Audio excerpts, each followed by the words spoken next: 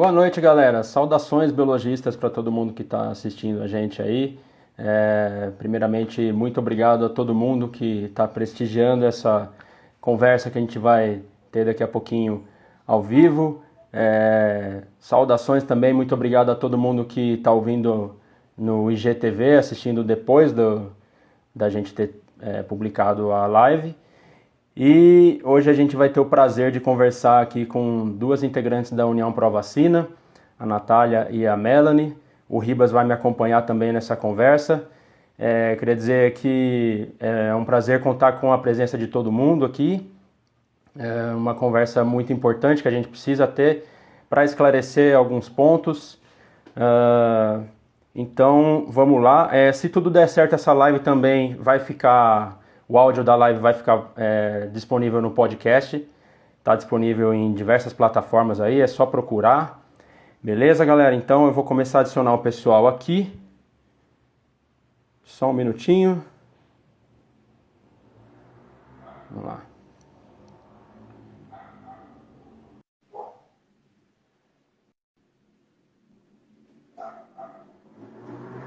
Ribas. Oba! Boa noite, Ribas. Boa noite, pessoal. Tudo bem? Boa noite, Flávio. Boa noite. Se apresenta pra galera aí, Ribas, por favor. Já vou adicionar daqui a pouquinho a Natália e a Melanie também. Opa! E aí, pessoal, tudo bem? Eu sou o Ribas. Vocês devem me ouvir lá pelo podcast também junto, na Biologismo. Eu sou biólogo, gestor ambiental e estou sempre fazendo algumas coisas loucas, diferentes aí. Daí, estamos juntos desde quase do começo aí na Biologismo. E esse ano tem muita coisa legal para render mais para frente aí. Isso aí, vamos colocar aqui. Vai ser bem legal essa conversa. A Melanie e a Natália.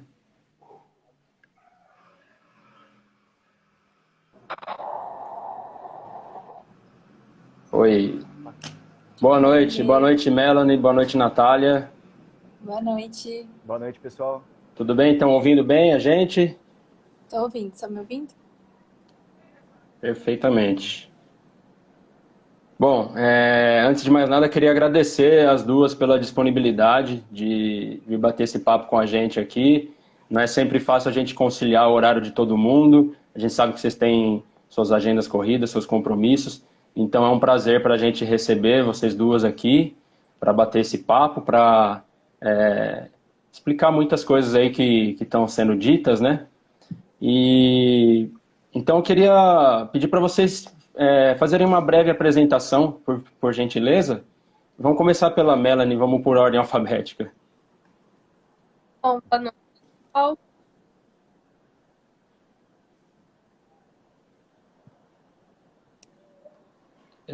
O áudio da Melanie não está vindo para mim, não sei se para vocês está... Pra mim também não. Também não. Estou travada. Deve ser conexão. Não estamos ouvindo ainda, Melanie.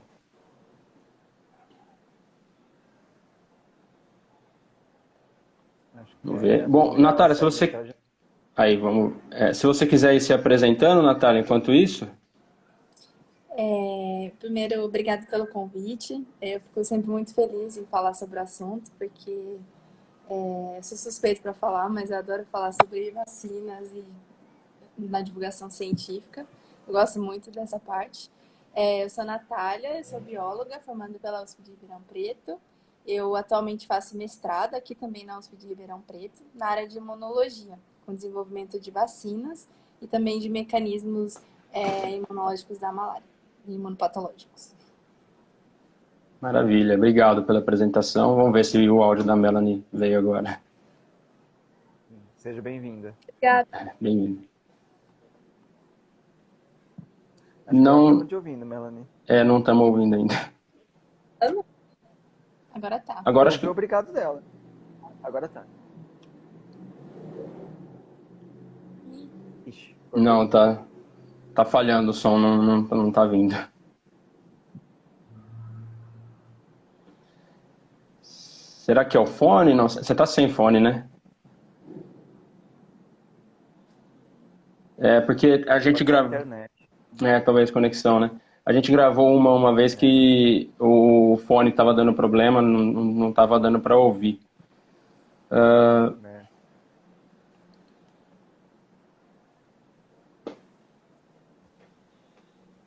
Só um minutinho que eu vou também fazer um ajuste aqui.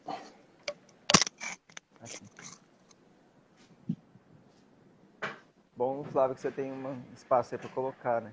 Eu tô na mão mesmo.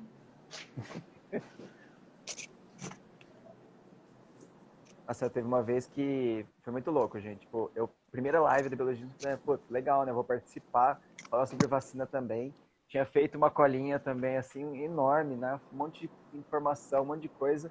Quando eu fui entrar com a moça, simplesmente minha conexão não ajudou, eu não consegui falar, não consegui nem entrar na live direito. Aí o Flávio foi me salvar lá, né? Tipo, coitado. Mas às vezes acontece isso faz mesmo. parte, esses problemas técnicos a gente sempre tem. Eu estou sempre apanhando aqui, até para ajustar o celular aqui. Não, sempre acontece. Toda vez que eu vou fazer qualquer coisa que é assim de live ou qualquer coisa, eu fico nervosa, achando que a internet não vai me ajudar na hora. Mas vamos tentando que vai dar certo. Vamos ver. Agora sim, Vamos você ver? ouve? Sim. Aí. Ah, eu troquei de celular. Aí eu acho que melhorou. Pô, Agora foi.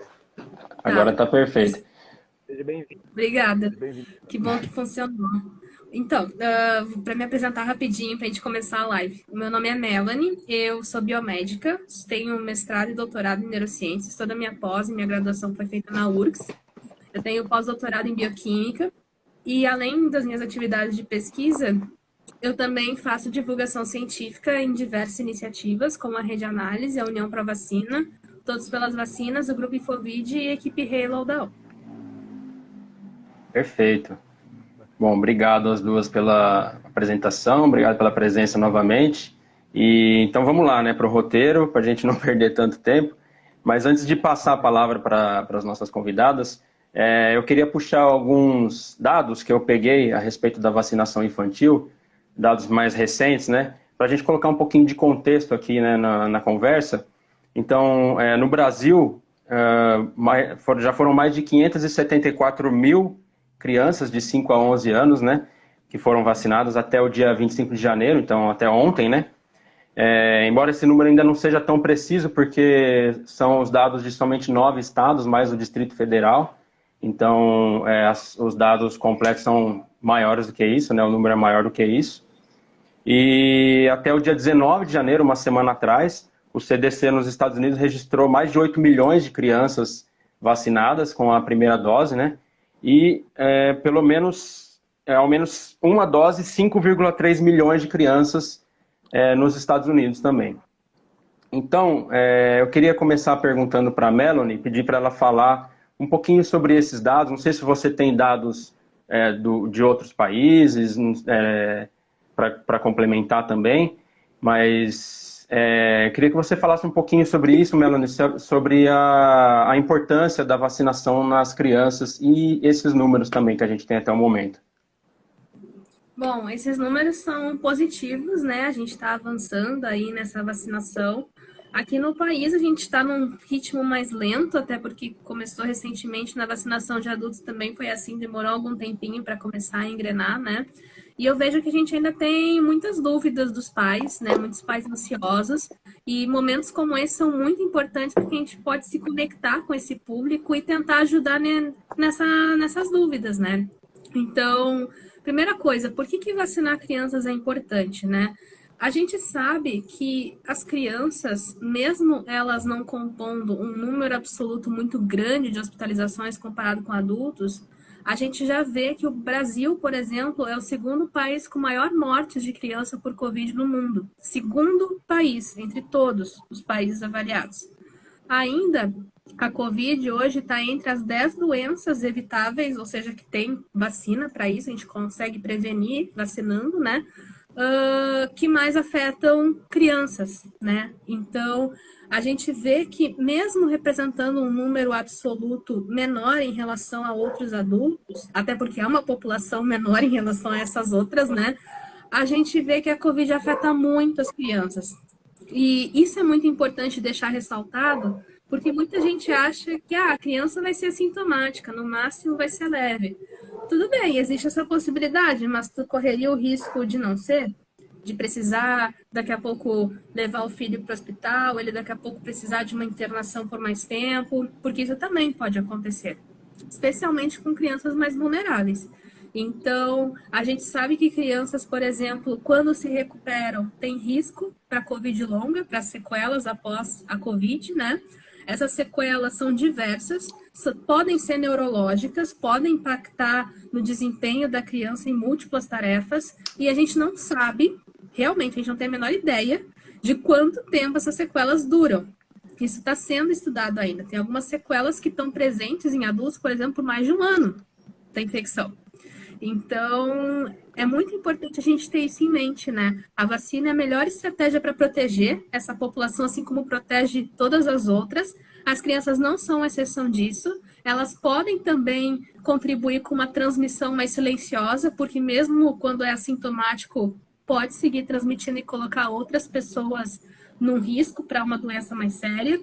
Então, por que não proteger as crianças, né? A gente precisa fazer com que essa população tenha uma proteção maior, especialmente pensando agora, retorno presencial de aulas, aumento da possibilidade de contatos.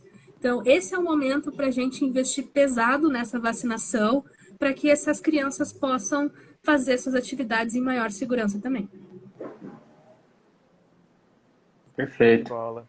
Realmente é muito louco, né? Pensar que a gente está conseguindo já vacinar uma boa parte da população e já as crianças agora, né? Tipo, já tá na fase das crianças mesmo.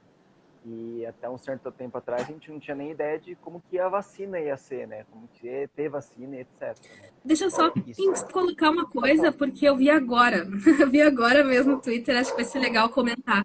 Está previsto, pelo menos foi dito, né, por especialistas ali norte-americanos, que no próximo mês possa já ter uma reunião da FDA para crianças menores de 5 anos, para avaliar a vacina em crianças menores de 5 anos para Pfizer. Então vamos Olha que torcer para bacana. que a gente possa ter essa aprovação e, consequentemente, também ver uma aprovação aqui pela Anvisa, né? Pois é, que Essa questão bacana. Essa questão da transmissão em crianças é muito importante, porque tem alguns estudos que trouxeram que as crianças elas podem atuar como umas transmissoras ocultas, porque apesar das crianças, boa parte delas não serem assintomáticas, isso também pode ser um problema, visto como a Mel trouxe, as aulas vão voltar, essas crianças entram em ambientes, querendo ou não, de aglomeração, porque por mais que tenha distância entre as carteiras, a gente sabe que ainda assim está num ambiente fechado e elas podem atuar como transmissoras ocultas, ficando assintomáticas e continuando transmitindo a doença. E a gente sabe que as vacinas, elas ajudam a diminuir a transmissibilidade. Então, se a gente quer acabar com a pandemia, a gente tem que vacinar todos os públicos para diminuir a transmissão em todo mundo. E é muita coisa muito louca, né? Como você falou, tipo, tanto criança quanto adolescentes, né? Eu tava dando aula, né, na época que as crianças, que os adolescentes estavam podendo se vacinar, né, no começo do ano. E assim, a escola voltou, mas voltou daquele jeito com uma boa distanciamento, não podia ficar muito próximo. É a hora do recreio, era basicamente todo mundo sentado ou bem separado, comendo sozinho. Você sabe que essa fase, né, de adolescência, criança, é muito social. A gente quer muito falar com a amiguinha, abraçar e tudo mais. E você via que eles não podiam chegar perto. Eles sabiam que era perigoso, né? Eles sabiam todo o detalhe, mas ainda assim, de vez em quando dava aquela escapada, sabe? Tipo, um amigo, punha a mão, sabe? Brincava. E aí você ficava um pouco assim, pô, gente, não pode e tal. Ele, pô, gente, não. Mas aí você vê que, como você falou mesmo, tipo, as crianças, mas elas passam sem querer, às vezes, né? Por poder ter essa transmissão. E aí é muito bom, inclusive, quando elas começaram a se vacinar e tudo mais, eu sentir aquela emoção do tipo, ai, que legal, eu tô vacinado agora, eu sei que eu tomar conta, cuidado e tal, mas pelo menos eu tô um pouco mais seguro, assim, pra ser criança, né? E essa fase é muito legal, né? Flávio, você quer falar alguma coisa sobre? Não, não, pode. Não sei se as meninas querem comentar mais alguma coisa sobre esse ponto. Não, eu acho Pode. que é bem isso, né? Acho que é bem por aí mesmo. Pode prosseguir então, Ribas. Pode. Beleza. Eu ia emendar daquela conversa do tipo, pô, a gente faz 2 anos, né? Agora estamos indo pro nosso terceiro de ideia de pandemia. Claro que esse ano parece um pouco mais tranquilo, apesar das coisas que a gente vai falar hoje um pouco. Mas ao longo desse tempo todo, desde o começo da vacina, desde tudo mais, é dito que a vacina é experimental, que a vacina tem risco, que ela não foi testada, que ela passou, entre outras várias notícias, né, que a gente vê e vê em conversas, vê em argumentos, que a gente tem que tomar muito cuidado também para entender como que está na cabeça das pessoas mesmo, como que está, inclusive nós, enquanto cientistas, ficamos um pouco confusos numa época para saber mesmo como é que estava. Por isso que é importante ir atrás da informação correta. Então, eu queria perguntar para a Natália, especialmente, como você vê mesmo essa questão das vacinas serem experimentais, outras vacinas, né, ao longo da história e tudo mais, o que você pode dizer um pouquinho sobre a segurança e o que é o experimental? Eu acho, Por favor.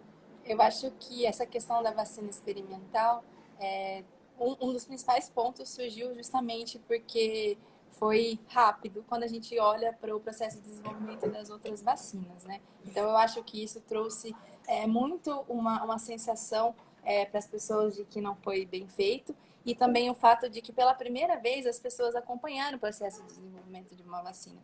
O processo de desenvolvimento de uma vacina da Covid-19 não foi diferente de nenhuma outra vacina, passou pelas mesmas etapas, só que dessa vez essas etapas estavam sendo mostradas pela mídia, estava em todos os jornais, e isso não acontece com as outras vacinas. A gente nem sabe, né, não acompanha, não sabe que pé tá as vacinas.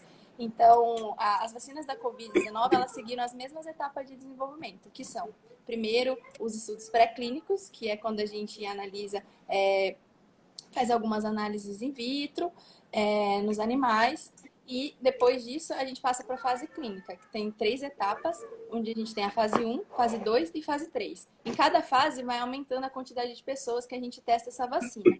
E lembrando que cada fase, a gente sempre a gente avança a próxima fase quando a gente tem um resultado positivo. Então, os estudos pré-clínicos a gente testou nos animais, viu que essa vacina é minimamente segura, a gente começa a testar num pequeno grupo de pessoas, cerca de 30, 40 pessoas na primeira fase. A gente aumenta a quantidade de pessoas, centenas de pessoas agora na fase 2 e para milhares de pessoas na fase 3.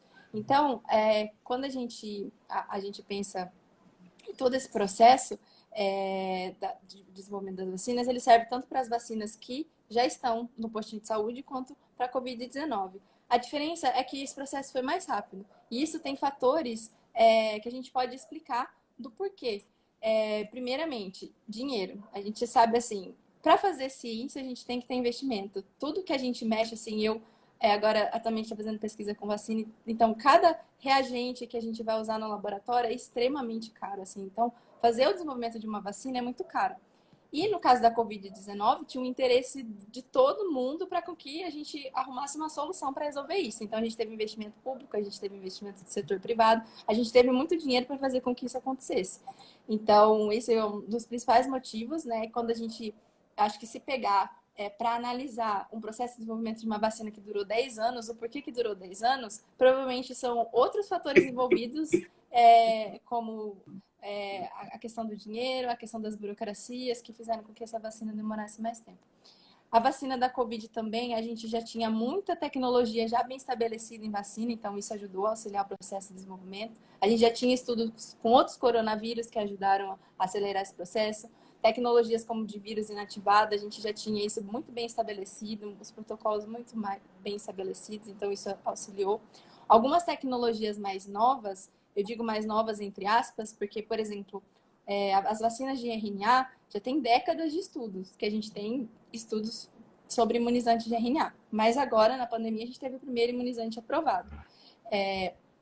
E, por exemplo, uma vacina de RNA, ela é muito mais rápida para ser sintetizada do que quando a gente compara com de alguma outra tecnologia. Isso também ajudou dentro dos processos.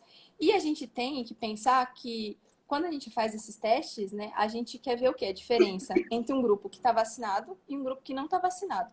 Quando a gente tem um cenário onde a gente tem muita circulação do vírus, essas análises ficam muito mais rápidas, porque quando a gente pensa para analisar a diferença em um grupo que não está vacinado com um grupo vacinado em um vírus que circula pouco, isso demora mais um pouco. A gente tem que procurar regiões endêmicas para fazer o teste da vacina, então isso também contribuiu. Então, só por esses motivos, né, que explicam muito o porquê delas saírem tão rápidas, que teve muita desinformação acerca das vacinas, falarem que as vacinas são experimentais, que a gente ainda está sendo cobaia. Outro motivo que eu penso que pode ter sido também que causou confusão nas pessoas foi a questão de que a gente chama essa fase que as vacinas comercializadas estão de fase 4. Mas ela não isso não é considerado ainda uma vacina uma vacina experimental. A vacina, a partir do momento que ela termina a fase 3 e ela é aprovada, por exemplo, pela Anvisa, ela já está pronta, ela tem a certificação da Anvisa, um papel comprovando que aquela vacina é segura, eficaz e ela funciona. Então, essa fase 4, que a gente chama de farmacovigilância, ela acontece não só para as vacinas, mas para outros medicamentos também. Então, provavelmente, algum outro medicamento ou vacina que você já tomou também tá no escopo dessa farmacovigilância, está na fase 4. Porque essa fase 4 nada mais é que a gente observar quais possíveis efeitos que provavelmente são muito raros, que escapam desses estudos clínicos, e a gente analisa, né, na vacinação, na vida real. Então, justamente por isso que as vacinas são seguras também, porque a gente tem pessoas que estão avaliando possíveis efeitos com esses imunizantes. Obrigado, Natália. Resposta super completa, sim. Eu acredito que a Melanie, se quiser falar alguma coisa sobre também.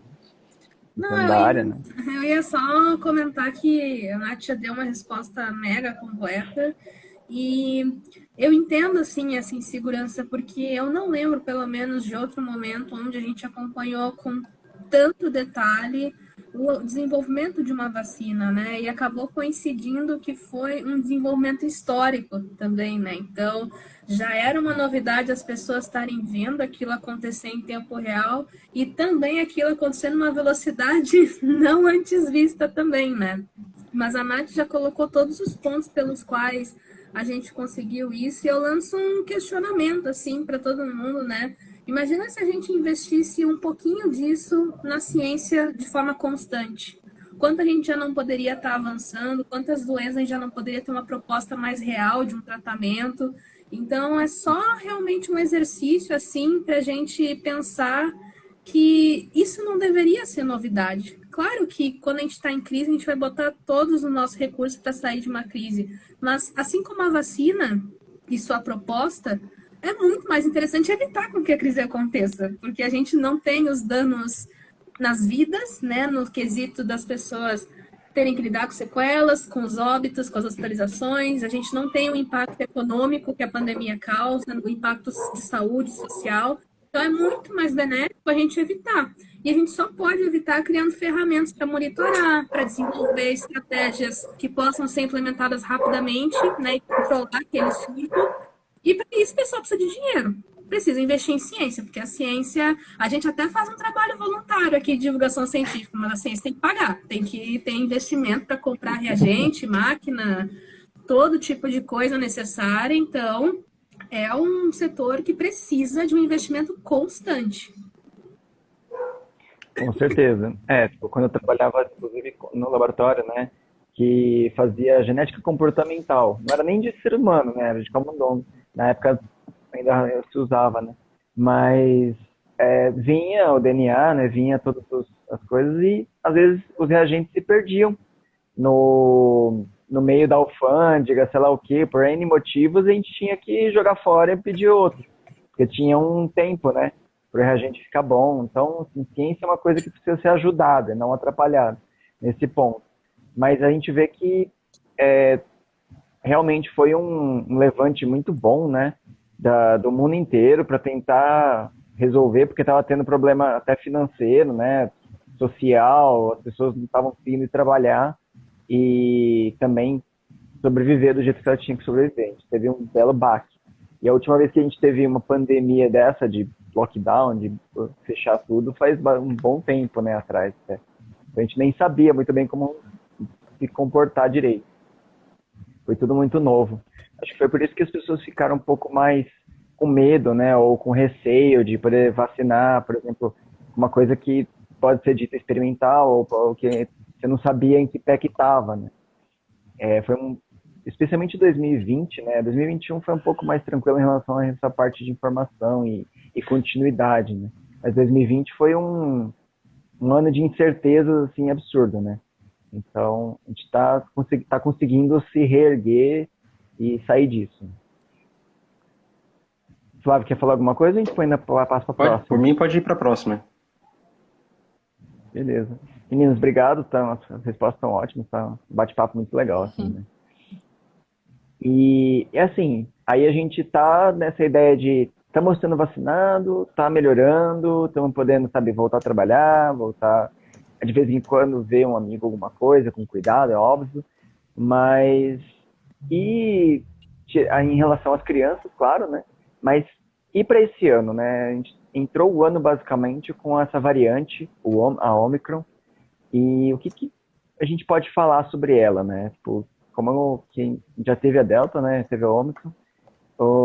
Mel, o que você pensa em relação a isso, né? Pensa não, né? Estudou e foi atrás, né? Não é só pensamento. A Omicron, ela é uma variante que tem suas peculiaridades, né? A gente está vendo uma transmissão que é bastante inédita, assim, para os parâmetros que nós tínhamos, né? Eu, particularmente, achava que a Delta já estava trazendo um aumento de transmissão muito impactante, né? E a Omicron foi lá e teve esse incremento, né? Já nos mostra um pouquinho essa, talvez, predileção nos mecanismos evolutivos, nas pressões seletivas sobre esse vírus, não sei, não sou bióloga, não é meu lugar de fala, mas eu gosto de ficar pensando sobre essas coisas, para onde esse vírus pode ir, né? Então, eu vejo, assim, a Omicron como um lembrete constante de que, primeiro, ela não é a nossa última variante. Eu, particularmente, acho difícil ela ser. A gente já está vendo que dentro da categoria Omicron existem sublinhagens como a BA1, BA2 e BA3. Tudo é Omicron, mas ela já tem algumas diferenças entre si. E por que não, daqui a pouco, alguma delas não pode se tornar uma variante de interesse ou uma variante de preocupação nessa subcategoria da Omicron? Então, não é porque a gente tem uma variante onde existem dados de que ela poderia causar uma doença mais leve, que a gente, então, pode se despreocupar e respirar aliviado completamente por isso. É claro que isso traz uma sensação de ufa, né? Mas, ao mesmo tempo, tem as vacinas que influenciam muito nessa gravidade da doença. As vacinas, elas diminuem muito esse risco, então fica difícil estabelecer o que é da Omicron e o que é do status vacinal da pessoa, né? Mas, ao mesmo tempo, uma variante mais transmissível, mesmo pensando que ela de fato tem essa característica confirmada, ela ainda pode causar uma sobrecarga importante no sistema de saúde. Ela ainda pode causar um problema imenso, principalmente nos não vacinados, como era o caso das crianças, né? Agora que as crianças de 5 anos ou mais podem iniciar sua vacinação, mas a gente tem que lembrar que as coberturas são baixas e se iniciou esses dias, né? Então é uma população sem vacina ainda, né? E é uma população que é mais vulnerável para essa variante mais transmissível, que ainda pode trazer risco de hospitalização, ainda pode trazer risco de óbito. Então, pensando assim nas vacinas, o que a gente tem assim de um apanhado geral, né? A gente sabe que com 2 doses a gente tem uma proteção contra a doença bem estabelecida, em valores altos, né? A Omicron tem um escapezinho parcial, mas não é total, ou seja, ainda tem muita defesa para a Omicron lidar numa pessoa que é vacinada e eventualmente possa acabar infectada. Então, isso é a primeira coisa, né? A segunda coisa é, mesmo que exista um impacto ali maior na proteção contra a infecção, ou seja, do vírus ir lá e entrar nas células do indivíduo, a gente vê que com 3 doses, essa proteção aumenta muito, porque a terceira dose tem um potencial imenso de estimular as defesas que o indivíduo formou com o regime de 2 doses que ele tinha recebido. Então, o que a gente conclui disso, né? Que a gente sim tem um problema muito importante e se a gente não controlar esse problema agora, a gente pode gerar um problema que é uma roleta russa, pode ser pior, pode ser melhor, enfim, não vale a pena pagar esse risco, né, comprar esse risco. Então, a transmissão precisa ser controlada, todas as medidas que geram esse controle seguem funcionando muito bem para Ômicron, o uso de máscara, combinado com distanciamento, com ambientes bem ventilados. A transmissão principal segue sendo pelo ar, invista numa máscara boa, né? E a vacinação é o que está ajudando, assim, muito. Eu posso falar, assim, por minha experiência, porque eu tenho várias questões de saúde, assim, e eu já tenho as 3 doses e eu estou com Covid. E eu tenho certeza que se hoje eu estou com sintomas mais leves, que se hoje eu posso ficar em casa, posso me recuperar bem, não preciso tomar algum remédio, pelo menos por enquanto, espero que siga assim, é por causa das vacinas, é porque eu tenho 3 doses que levantaram as minhas defesas e estão nesse momento me protegendo e espero poder me recuperar o mais rápido possível. Então, trazendo aqui o meu relato, né, de que a gente tem aí um recurso muito bom, mas a gente não deve contar só com ele. A gente precisa controlar a transmissão de outras formas para que daí sim a Omicron possa eventualmente ser a nossa última variante, mas isso não é algo certo, isso é algo que tem que ser construído. Sim. Pois é. Antes de alguém falar, queria só comentar, Flávia, mandaram uma pergunta no chat, no lugarzinho de perguntas, que a Mel acabou de responder, só que só vou levantar essa pergunta para a gente poder dar uma elaborada se precisar. A pergunta acha que essa vacina de Covid deveria ser obrigatória ou opcional igual a vacina da gripe, né? A meu ver, a Mel já comentou um pouco, você deu o próprio exemplo dela, né? E tá, inclusive, Mel, melhoras, já tinha falado antes, mas... então a gente poderia só dar uma complementada, se precisar, né, sobre essa parte, do porquê que é tão importante vacinar de uma forma, não vou dizer obrigatória, mas de uma forma emergencial, a do Covid, e a de gripe normal não é tão emergente, assim, vamos dizer. Apesar de que alguns grupos é mais do que outros. É importante, né, estimular a vacinação que está sendo chamada para os grupos prioritários, independente da vacina que for, né? Aqui, esses tempos, ali no ano passado, teve a vacinação emergencial para febre amarela, porque tinha um bairro aqui da capital de Porto Alegre que teve ali algumas mortes de bugios, é um animal que sinaliza ali um aumento da transmissão da febre amarela, então, né, a gente teve que vacinar para essa vacina. Então, eu gosto de pôr isso no geral para as pessoas entenderem que se estão chamando para vacinar é porque um agente infeccioso está precisando ser controlado naquele momento, né? Então, voltando aqui para a Covid, a gente tem que entender que a única forma da gente sair da situação que nós estamos é controlando a transmissão. A gente sabe que vacinados transmitem, sim, menos, e transmitem menos por quê? Permanecem menos tempo infecciosos, liberam menos partículas virais para o ambiente e tem uma eliminação viral mais rápida, tudo isso comparado com não vacinados. Então, no frigir dos ovos, vacinados vão sim transmitir menos. Então, o ambiente que conta somente com vacinados vai ser muito mais seguro do que um ambiente que tem algum não vacinado ali, que vai ser muito mais seguro do que um ambiente só de não vacinados. Então, essa questão com relação à obrigatoriedade de vacina, eu particularmente acho ela uma discussão um pouco... como é que eu posso dizer isso? A gente já discutiu isso antes. A obrigatoriedade de vacinas não é nova, sabe? Pais podem ser penalizados por negligência por não vacinar os seus filhos para qualquer vacina que seja importante durante a vida do filho. Isso está no Estatuto da Criança e do Adolescente. As pessoas só não sabem disso, mas elas podem ser denunciadas e penalizadas. Então, a gente tem aí uma vacinação que é uma certa obrigatoriedade ali, né? Porque pode configurar negligência se a criança não receber essas vacinas no período indicado. Para matricular o filho no colégio, para a gente fazer várias coisas. Eu, por exemplo, não sei a Nath, mas para eu trabalhar com animal em pesquisa, eu tive que mostrar que eu tinha vacina do tétano e da hepatite B em dia. Para eu conseguir fazer um curso, né, que é importante para esse manuseio e poder daí ter um certificado, me certificando para trabalhar com animais de pesquisa. Então, isso já existe. Eu, sinceramente, não entendo por que isso voltou. Acho que só sustenta uma narrativa que não faz sentido por si só, então precisa colocar mais coisas ali para indignar mais as pessoas, porque estão, sei lá, tolhindo sua liberdade, mas Todo mundo fala de direitos, mas, tipo, e os deveres da sociedade? É dever da sociedade prezar pela saúde da sociedade, assim como é dever do Estado promover a saúde dessa população também. Então, quando a gente vê uma cobrança, né, em algum lugar de passaporte vacinal, disso, daquilo, não é porque estão tolhindo sua liberdade, é porque estão garantindo um direito seu, que é a saúde. Isso, isso. E a imunidade coletiva, assim, é uma coisa muito importante.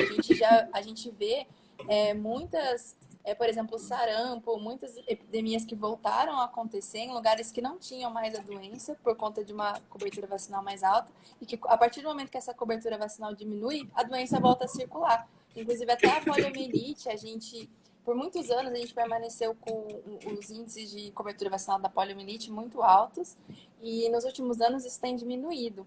E inclusive até lançaram um alerta aqui no Brasil no ano passado para o risco de voltar a poliomielite no país, porque a gente sabe que faz muitos anos que a gente não tem nenhum caso de poliomielite aqui, mas o poliovírus selvagem, ele ainda circula em alguns países, em poucos, mas ainda circula. E o trânsito internacional de pessoas é muito grande. Então, se abaixar a cobertura vacinal aqui e vir uma pessoa infectada para cá, a gente corre o risco de voltar a ter uma doença que já não tem faz muito tempo, que é uma doença extremamente severa, que deixa consequências muito graves, só porque a cobertura vacinal diminuiu. Então, é muito importante, assim, faz muita diferença você ver lá a cobertura vacinal de 90% cair para 70%. Isso faz muita diferença. Então, a gente tem que tentar o máximo possível conseguir essa imunização coletiva. E como a Mel falou, isso já é uma coisa assim, muito antiga. A gente tem...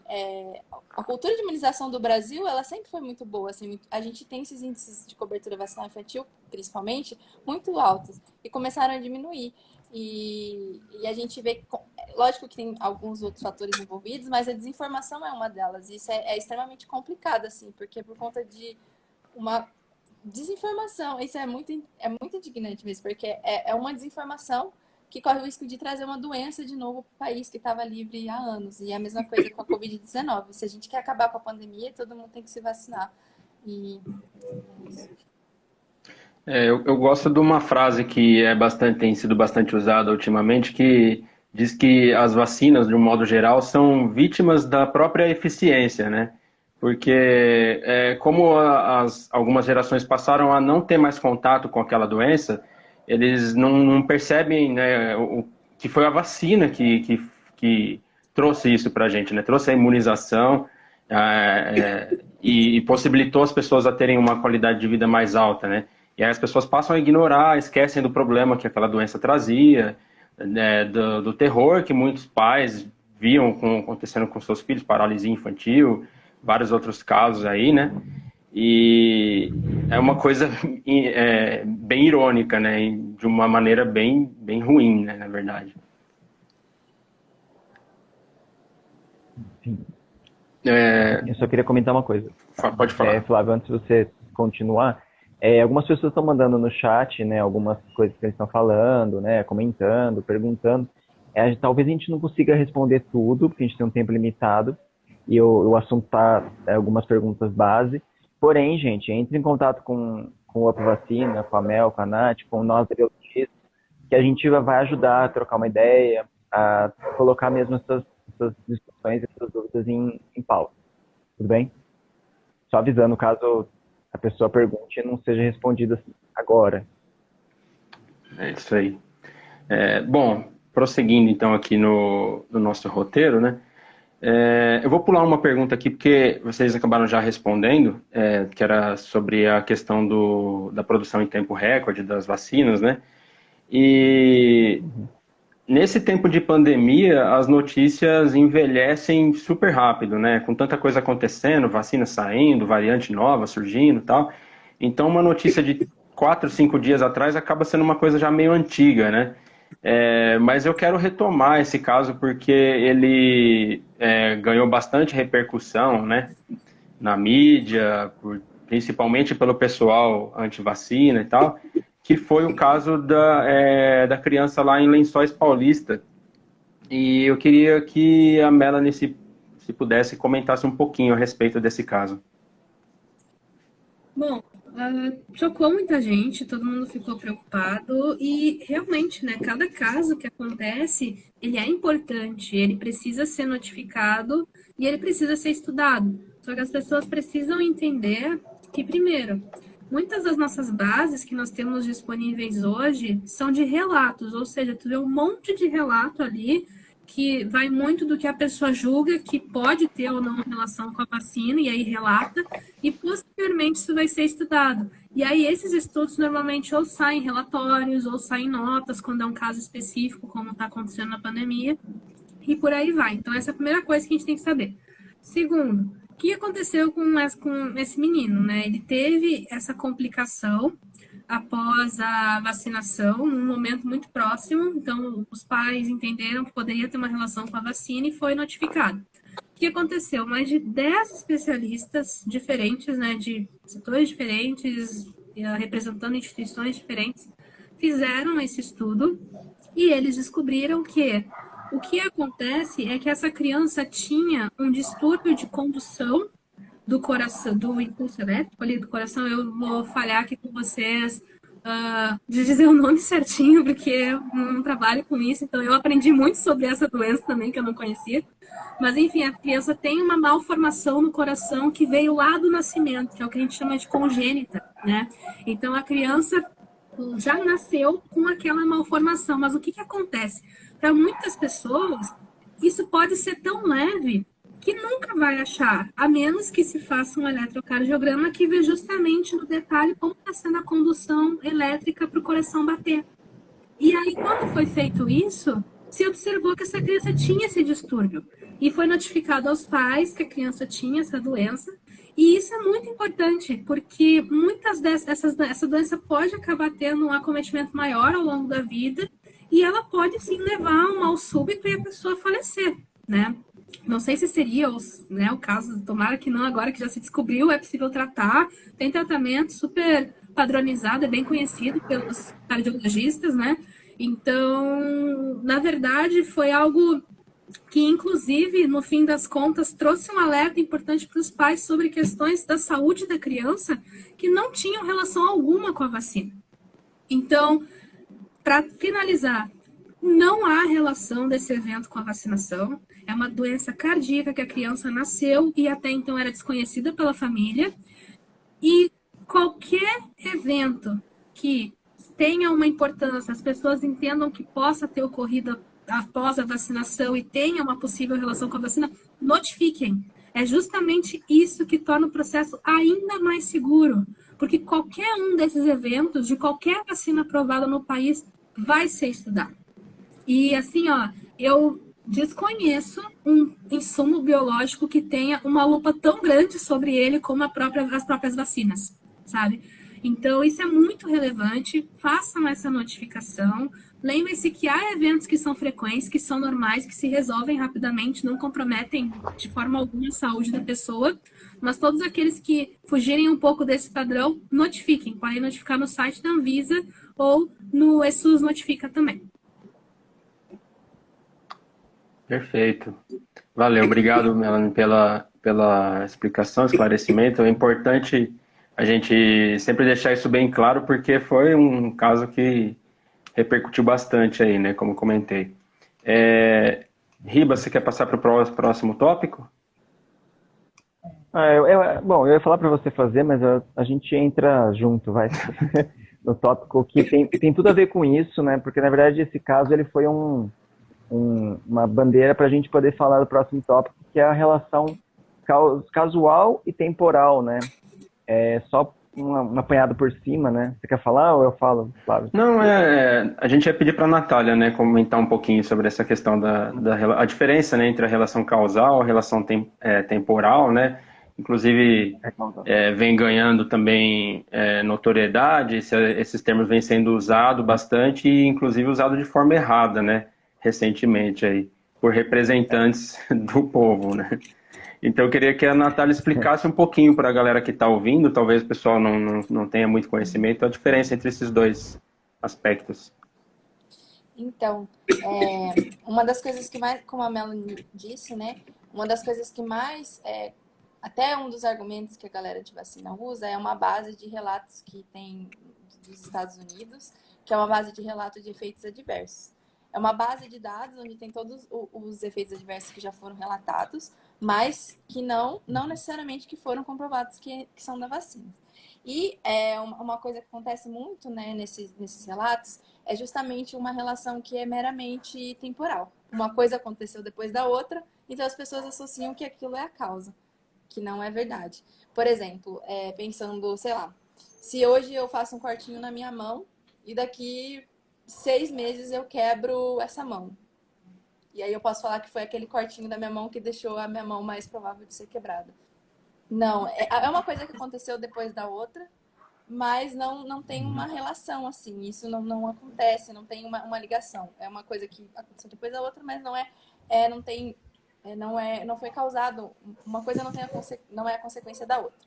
Quando a gente fala, por exemplo, se tem alguns efeitos adversos raríssimos que ao longo da história de vacinas, né, foram comprovados que foram de fato alguma reação de alguma pessoa com alguma vacina.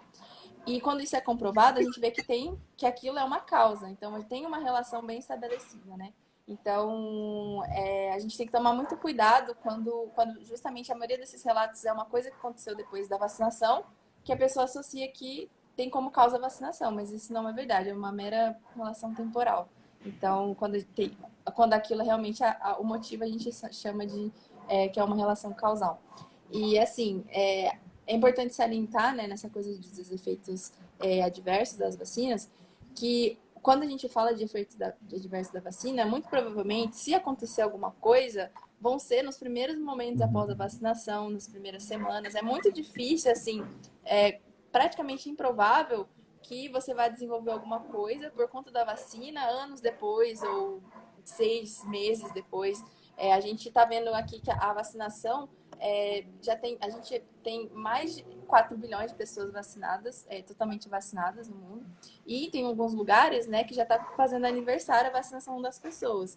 E a gente vê que os efeitos adversos comprovados até agora são muito pequenos, muito raros.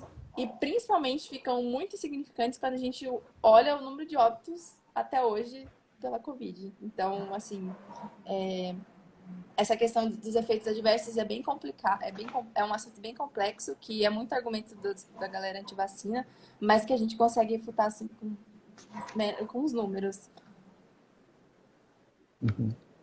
Perfeito. Bom, a gente está chegando no finzinho aqui do roteiro. Se tiver tempo, eu gostaria de fazer algumas perguntas que alguns seguidores enviaram. 2 perguntas são mais ou menos parecidas, então eu já vou colocar elas 2 aqui. Uma foi enviada pelo Four Seasons. Ele pergunta: quais ainda são as implicações para a vacinação de crianças abaixo de 5 anos? E a outra pergunta, que é parecida, é da Andréa Diniz Mendes. Por que a Coronavac não foi aprovada para crianças a partir de 3 anos, como foi pedido pelo Butantan? Aí eu deixei aberto para quem quiser responder. De repente, em relação a isso das vacinas em menores de 5 anos, esses estudos estão sendo feitos, né, por grande parte das farmacêuticas. Eu coloquei até na live que se espera que no próximo mês o FDA possa autorizar a expansão, né, da vacina da Pfizer para esse público. É importante também lembrar que a Coronavac foi aprovada para um público de acima de 6 anos e não acima de 3, porque nessa faixa de menores de 6 anos, os dados disponíveis para a Anvisa eram muito limitados. A gente sabe que tem vários países do mundo que estão vacinando crianças acima de 3 anos, mas a agência só vai fazer a avaliação daquilo que é enviado para ela. Então, os dados foram limitados para essa faixa etária, e por isso que a agência tomou a decisão de aprovar essa ampliação para cima de 6 anos, que era realmente o que tinha um conjunto de dados maior de segurança e eficácia para essa população. Vale lembrar também, só uma coisa, que essa vacina que é dada para criança, ela não é a mesma vacina que é dada para adulto, né? Ela tem um porquê de ser para um público diferenciado. No caso da Coronavac, eu imagino que seja mesmo, é o mesmo esquema, Ah, inclusive. Coronavac Mas sim. a Mas Pfizer não, é essa uma da vacina Pfizer, né? bem É da diferente. Pfizer. Exatamente. Tem que Isso. cuidar para não trocar, inclusive. Uhum. Ribas, não sei se você tem acesso aí às perguntas, se você quiser passar para alguma próxima Ah, aí. tá. Eu passei por uma, aí uma pessoa não estava achando a live, mas eu acho que ela encontrou. E tem uma do Breno Salles G, que pergunta qual é o tempo de isolamento oficial para pessoas que estão assintomáticas, né? E eles baixaram para 7, acredito que seja 7 dias. É viável ou só pressão? Olha, eu sou muito conservadora nisso, porque tem pessoas que claramente podem transmitir acima de 7 dias mesmo assintomáticas. O que eu gosto de recomendar é Uhum. 14 dias corridos sem sintoma. Ah, tive exposição hoje com alguém que, né, positivou. Então, dentro desses 14 dias é bastante plausível que algum sintoma, caso tu tenha se infectado, vá se manifestar. Então, isso já te assegura, né, a não transmitir para outras pessoas, porque tu já está fazendo esse cuidado. E também, né, é sempre importante testar, né? Se for possível, para a pessoa fazer um teste ali depois de uns 2 dias por aí, para poder visualizar se ela realmente se infectou, né? Mas eu diria que para assintomáticos, assim, umas 2 semanas sem sintomas, assim. Sim, eu também concordo. Eu acho que ainda mais nesse momento que a gente está com a variante de alta, que tem uma maior taxa de transmissão circulando, eu não acho que seria o momento de diminuir o tempo de isolamento das pessoas que estão positivas, mesmo que assintomáticas. Certo. Pode falar, Ribas. Não, só ia tipo, fazer um apanhado mesmo. Lembrando que essa questão de a gente continuar utilizando máscara, continuar tendo um pouco de isolamento, continuar tomando cuidado, onde que nós vamos, onde que nós podemos futuramente levar coisas, mesmo que nós não fiquemos doentes, é bem interessante você pensar que a gente não está usando máscara necessariamente para se proteger só, está protegendo outras pessoas. Então a ideia de usar uma máscara, a ideia de ficar um tempo assim, apesar do Brasil não ter essa cultura, né? Tem, por exemplo, o Japão, que a pessoa tá com começo de gripe, alguma coisa, já está com uma máscara na cara só porque é cultural, sabe? De respeito ao próximo. Então. E a questão de você usar máscara ou não usar máscara é uma coisa que não é só opinião própria, é uma questão de você poder auxiliar outras pessoas a não ter esse risco de pegar e ter um risco maior, né, de ter complicações e tudo mais, inclusive passar para outras pessoas, que nem a Mel falou em relação a ela tem a vacina, ela está mais imunizada, ela, mesmo pegando, ela é mais leve. Então, todos né, as armas, né, as ferramentas que a gente tem para poder combater isso o mais rápido possível é a melhor coisa que a gente pode fazer. Sim. Não sei se eu falei tudo, mas É isso aí. Bom, estamos no. Falta pouquinho para dar 1 hora, acho que é legal a gente não passar muito, né? Até para poupar um pouquinho a Melanie, ela poder descansar um pouquinho. Se vocês me permitirem, eu vou fazer mais uma pergunta que tem aqui. Só um minutinho que eu vou encontrar aqui. Bom, vou fazer uma que tinha sido anotado aqui. É assim, como o coronavírus pode desencadear outras doenças no organismo e a vacina utiliza o vírus inativado ou um fragmento do vírus, existe a possibilidade da vacina também desencadear alguma doença nos vacinados? Essa é uma preocupação de bastante gente aí, né? O pessoal, inclusive, antivacina usa bastante alguns argumentos desse tipo, né? E aí, existe essa possibilidade? As vacinas, elas, por favor, a Mel me complementa, mas a gente usa sim o vírus ou um fragmento do vírus nas vacinas, mas não é da mesma forma que o vírus, como o vírus selvagem que está circulando por aí. Então, as vacinas ou eles têm um vírus inativado, que é um vírus que não, um vírus morto, ou um vírus atenuado, que ele não é capaz de causar doença, ele tem essa parte da virulência, a sua patogenicidade, que é a capacidade de causar doença, é reduzida, diminuída.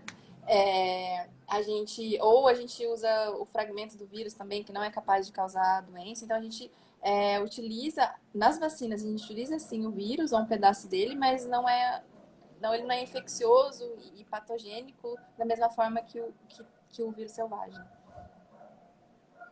Realmente, Nath, é bem isso mesmo, né? As pessoas, uma analogia assim interessante é a infecção, ela vai pegar um caminho, né? Ela vai pegar uma rua que vai ser o curso da infecção. Vai fazer com que o corpo libere uma quantidade de moléculas para combater essa infecção. Essa infecção pode lesionar os tecidos, porque o vírus está vivo ali, se multiplicando, saindo das células, entrando em mais outras células. Então, esse caminho é um caminho perigoso, né? O caminho da infecção. E a gente tem as vacinas que pegam um outro caminho, que é completamente diferente desse que a infecção pega. Nesse caminho das vacinas, a gente tem uma exposição controlada. O que isso significa? Significa que ou eu estou expondo a pessoa a um pedacinho do vírus que não tem toxicidade alguma para o corpo, inclusive já foi palco de desinformação, então é fake, né? Quem fala que a Spike é tóxica, a Spike da vacina é tóxica para o corpo, isso e aquilo, não é. A Spike da vacina não tem toxicidade para o corpo. Ou a gente tem ali o vírus inteiro, né? Que pode estar inativado. E é como a Nath falou, o vírus está morto, ele não vai se reproduzir dentro da célula, ele não vai lesionar as células. É como se eu desse só o corpinho dele para o sistema imunológico estudar as diferentes partezinhas dele e formar a resposta, mas ele mesmo não tem atividade. E a gente garante que não vai ter, porque além de inativar ele, dentro da vacina, tem fatores inativadores também. Tem uma série de compostos ali que vão garantir que não haja ativação por qualquer meio, né? A chance disso acontecer sem esses fatores era minúscula. E agora, com esses fatores presentes, ela fica irrisória, assim. Então, podem ficar tranquilos, a vacina não vai te causar doença. Nenhuma dessas vacinas contra a Covid aprovadas é de vírus atenuado. Todas elas têm o vírus ou morto ou pedacinhos deles, né? Então, não há motivo para ter esse tipo de preocupação. São caminhos completamente diferentes. Isso. E acho que é bom ressaltar, só pegando um gancho na fala da Mel, porque eu já ouvi muita gente falando assim, é mais fácil deixar pegar Covid, deixar pegar a doença e já fica imune logo, por que eu vou tomar a vacina? Mas a imunidade, a memória imunológica causada pela infecção natural e pela vacina, elas são diferentes. Muitas vezes, né, a infecção natural ela não gera uma imunidade duradoura e a vacina sim. Tem até, no caso, algumas doenças, por exemplo, o sarampo. Se você pegar sarampo uma vez, a imunidade da infecção natural é muito duradoura. Mas a taxa o risco de morte com sarampo é muito alto. Então, se você tomar vacina, você também vai ter uma memória imunológica e o seu risco de morte praticamente não existe com a vacina. Então, você tem uma exposição, como a Mel falou, controlada. Então, você consegue, o seu corpo consegue, o sistema imunológico, ele constrói uma memória de uma forma segura. Então, isso é uma coisa muito, muito positiva. Tá ótimo. Bom, Riba, você tem mais alguma coisa para pontuar? Falar alguma coisa que ficou de fora? Eu acredito que se a gente for falando de várias coisas, né, a gente entrou em relação a fake news, entrou em relação a alguns outros assuntos que fazem parte, né, que a gente está sempre vendo, a live ia ficar muito grande e a gente ia ficar discutindo aqui um tempo, mas foi uma conversa muito gostosa em relação ao porquê de algumas coisas, inclusive tirou várias dúvidas assim, que poderiam ocorrer em relação à vacina, em relação a crianças, em relação a variantes, etc. Então, eu queria só agradecer as duas, né, agradecer ao Flávio também, por se disporem a vir aqui, falar, conversar, e a todos que estão nos ouvindo também, acho que a Mel caiu. Mas agradecer mesmo a visão e essa questão de a gente poder fazer essa divulgação científica mesmo, tirar dúvidas e trazer dados, né? É uma coisa que nem sempre são colocados, são mais opiniões. É isso aí. Bom, pois deu uma travada ali na conexão da Mel, infelizmente. Mas acho que ela vai entrar de novo, vamos ver. Bom, eu queria também agradecer ao Ribas, agradecer a Natália e a Melanie também, obviamente. Foi um papo bem legal e é um prazer conversar com vocês. O pessoal da União Pro Vacina está sempre abrindo espaço para a gente aqui, para trocar uma ideia, né? Esclarecer esses pontos importantes. E foi um prazer. Obrigado, Natália, que a gente puder ajudar na divulgação. As portas estão sempre abertas. A Melanie está voltando. Eu que agradeço, assim, é sempre muito legal poder falar sobre ciência. Eu me sinto muito útil para o mundo quando eu consigo ajudar, pelo menos um pouco, compartilhar um pouco do que eu sei, porque, assim, nesse momento de desinformação, assim, eu vejo que as pessoas estão muito interessadas também em saber mais sobre o que está acontecendo. E isso, do meu ponto de vista, que sempre gostei muito de ciência, ver as pessoas interessadas e ver coisas que eu gosto muito, assim, isso é muito legal. Então, eu gosto muito dessa divulgação científica. Para mim, é uma coisa que me preenche muito. Então, eu sempre fico também à disposição. E o Up Vacina está sempre à disposição também. Qualquer coisa, a gente tá aí. Maravilha. Melanie, estava agradecendo a Natália, agradecendo você também na hora que você caiu. Falei para ela, eu vou falar para você também de novo, que foi um grande prazer conversar com vocês. A gente fica contente que o pessoal da União Pro Vacina está sempre disposto a conversar com a gente, e é muito importante, né, essa via, e a gente está sempre aberto, disposto a ajudar também no que a gente puder, com divulgação, com o que a gente puder. Então, muito obrigado pela participação. Inclusive pela, desculpa te cortar, mas principalmente pela sua situação, tá com Covid e disposta a bater esse papo aqui com a gente. Obrigado. Agradeço. Valeu. Bom, antes de encerrar, tem um pessoal que perguntou pra gente, jogou aí nos comentários, onde conseguir informações, né, confiáveis, e obviamente tem que citar a União Pro Vacina, citar o Instagram da Melanie também. Tem o Hora de Vacinar do Leandro também, que na segunda-feira eu vou gravar uma live aqui com ele no Instagram, inclusive já respondendo uma pergunta aí que acabaram de fazer, quando é a próxima live. Então na segunda-feira, mesmo horário, 7 horas, vou bater um papo com o Leandro da Hora de Vacinar. Se vocês também quiserem indicar alguns canais, que tem muita coisa boa por aí, né? Um pessoal de divulgação científica de responsa aí, né? Tem as redes do Todos pelas Vacinas também, que também tem muita informação. Eu particularmente sempre utilizo o Twitter da Mel para me atualizar de muita coisa, assim. Se você acompanhar a Mel nas redes sociais, você vai ficar muito informado. A Vacina, a gente também sempre está trazendo muita informação atualizada no Instagram, no Twitter, no Facebook, então... Maravilha. O áudio da Melanie acho que está cortando um pouquinho, não estou ouvindo. Não sei se vocês estão ouvindo aí ou se é só para mim. Não, acho que não, aqui não. Qualquer coisa, você mandar nos comentários ou indicação. Uma coisa... Maravilha. Bom, pessoal, é isso. Ribas, quer falar mais alguma coisa? Agora... Tá falando, mas não sei se vocês estão me ouvindo agora? Tá me ouvindo ou caiu? Tá cortando, Ribas, sua conexão aí. Como sempre. O finalzinho da live tá... Aí, Bom, acho que retornou, vamos ver, Ribas, falei. Não, caiu, Ribas. Bom, fica para a próxima do que o Ribas ia falar. Pessoal, segue a gente aí, a Biologismo, segue a União Pro Vacina, segue a Melanie também. A Melanie acabou de colocar nos comentários aí alguns lugares legais aí, blogs Unicamp, OBS Covid, Rede Análise, União Pro Vacina, que a gente tinha falado, né? E o Assim, eu não sei se é assim que pronuncia o nome dele, Vacinas, o Assim Vacinas.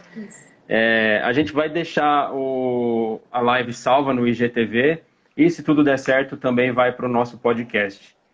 Certo? Meninas, muitíssimo obrigado pela participação, pela disposição. Foi um prazer conversar com vocês e até a próxima. Até, muito obrigada. Tchau, tchau. Pessoal. Valeu, obrigado, pessoal. Boa noite. Bora que bora.